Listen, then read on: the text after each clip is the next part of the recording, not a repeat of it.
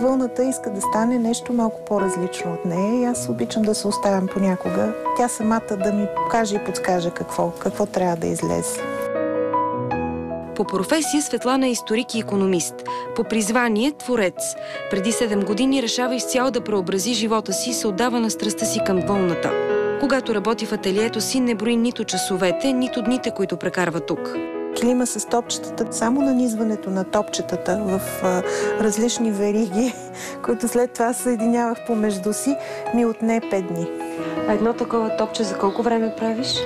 Едно такова топче зависи от това какъв е неговия диаметър и обем.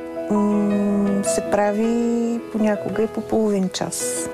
Не всички неща обаче изискват толкова време. Светлана се съгласява да ни разкрие как се правят цветя от вълна с така наречената техника Филдс.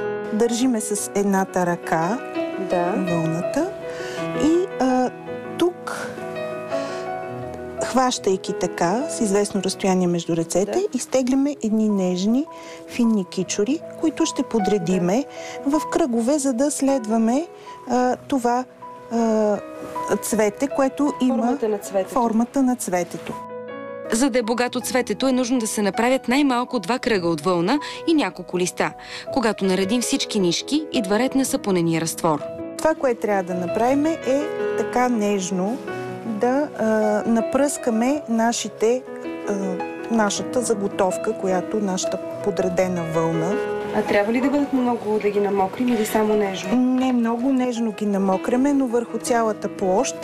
След това всичко се покрива с нейлон и започва внимателно да се търка с ръце. След 5 минути Светлана маха нейлона. Сега можем да продължим с голи ръце нашето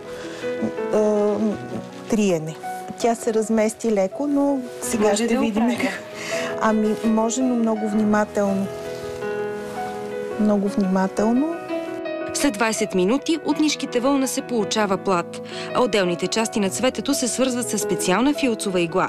Още 10 минути и цветята са готови. Светлана обича всички неща минали през ръцете й, но голямата й любов са паната. Във всяко едно от тези неща съм вложила много труд и много желание. Просто трябва да имаш любов към това, за да направиш нещо. За тази сутрин Кристина Владимирова, BTV.